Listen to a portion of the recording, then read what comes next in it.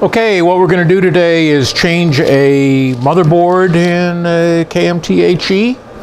As you can see, I've already pulled out all 5 of the clock bias boards and put them away safely in anti-static wrap. And the first thing is to undo all the power cables. You just push down on the latch and they slide right out.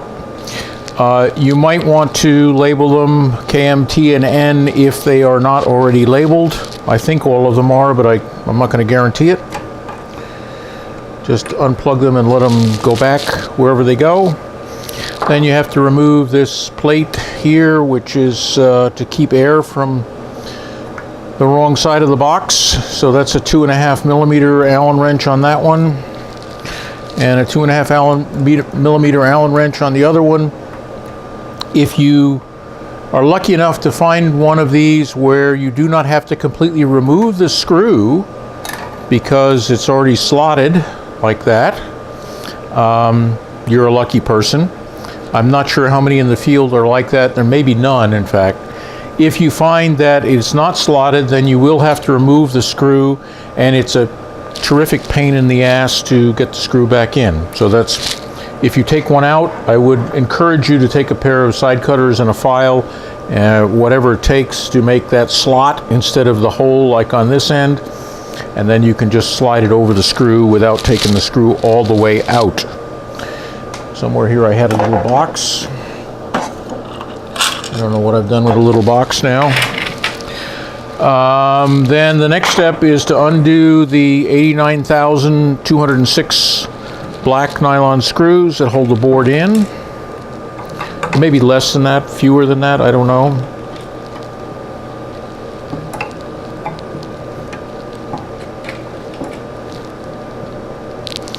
And right now we are removing board serial number 6, and I'm going to put serial number 7 in.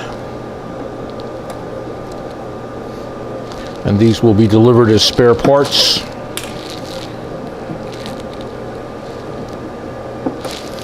Assuming they all work.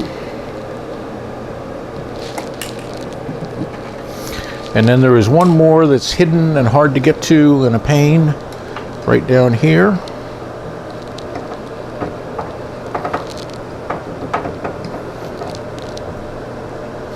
And I encourage you not to drop the screws down inside the box.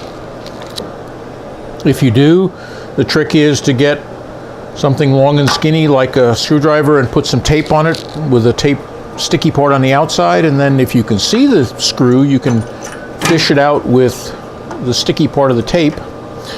Otherwise, you gotta take the bottom off the box. Anyway, so now I'm disconnecting the cable that goes up to the utility board, and make sure this clip is in. Clip there is in, and it'll slip right out through the hole. And you've now removed a motherboard. Take your new one, reverse the process, slip it in, maybe put in one of the black screws over here in that corner, and one of them over here. That'll ensure that it's lined up correctly.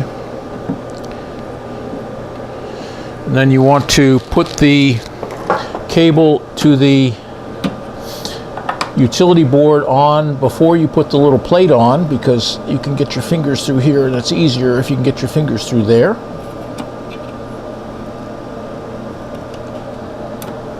Make sure that both of the clips are engaged on either end.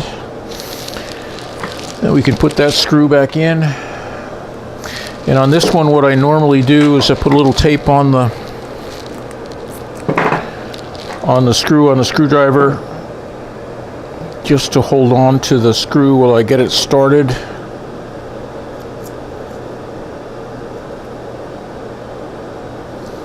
You make up assembly like that. Doesn't matter if it's straight or not, because you're going to put it in the hole. Push down a little bit, give it a couple of turns, tape will pop off. Throw the tape away. Make sure you're happy with how tight the screw is. Doesn't have to be very tight. There are 2 other holes at this end of the board that you don't need to put screws in. If you find one with screws there and you can get them out, throw them away, don't put them back in. Finish up with the rest of the black screws, black nylon screws.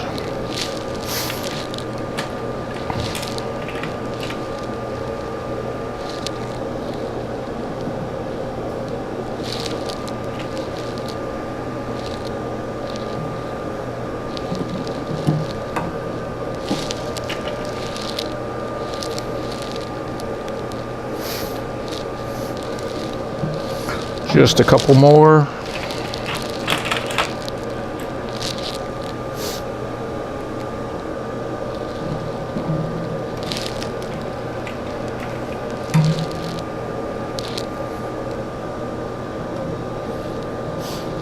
Okay, so the board is mounted. Now we can put the little cover plate back on, slipping it under the screw there. And then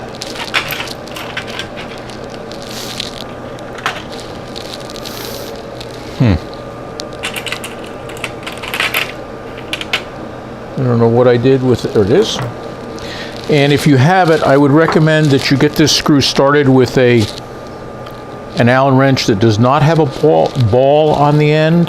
The straight ones are much easier to get it started in this hole. Again, don't drop it down inside because you have to go on a fishing expedition. Then you can tighten that screw just a little bit and just tighten the other screw on the slot. Hook up the 5 power cables.